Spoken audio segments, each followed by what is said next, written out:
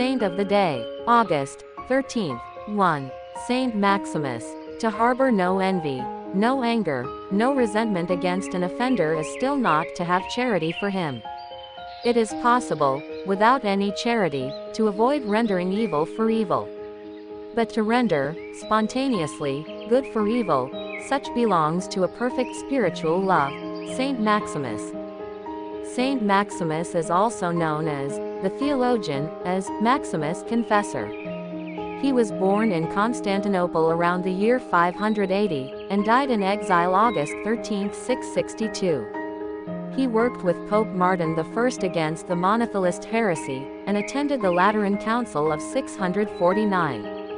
He was one of the chief doctors of the theology of the Incarnation and of ascetic mysticism, and remarkable as a witness to the respect for the papacy held by the Greek Church in his day. This great man came from a noble family of Constantinople. He became first secretary to Emperor Heraclius, who greatly valued him, but despite the favor of the emperor, Maximus resigned to the world and gave himself up to contemplation in a monastery at Chrysopolis, opposite Constantinople.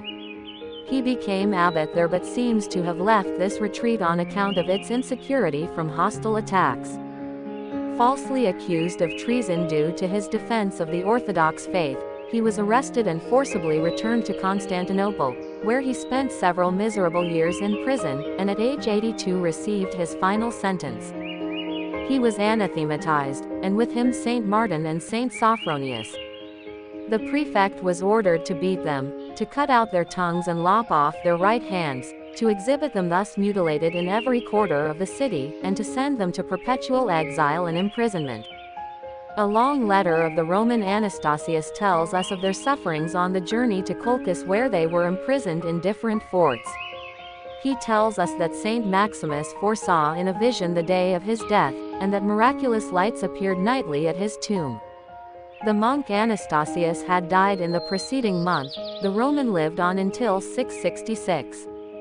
Saint Maximus died for orthodoxy and obedience to Rome. He has always been considered one of the chief theological writers of the Greek Church, and has obtained the honorable title of the theologian. He may be said to complete and close the series of patristic writings on the Incarnation, as they are summed up by Saint John of Damascus.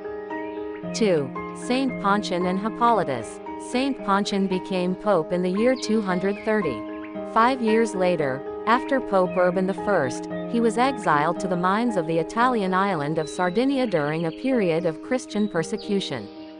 There, he decided to resign from his papal office and died a martyr for the faith. Hippolytus was a priest and well-respected theologian in the early 3rd century. But in 217 he rebelled against the church when Callistus became pope. He, too, was exiled in 235 to the Sardinian mines, where he met Pontian. Pontian helped Hippolytus reconcile with the church before he died, and Hippolytus, too, died as a martyr. His writings were important, including A Refutation of All Heresies, Song of Songs, and The Apostolic Tradition.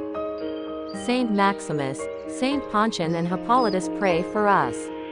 Carla Channel.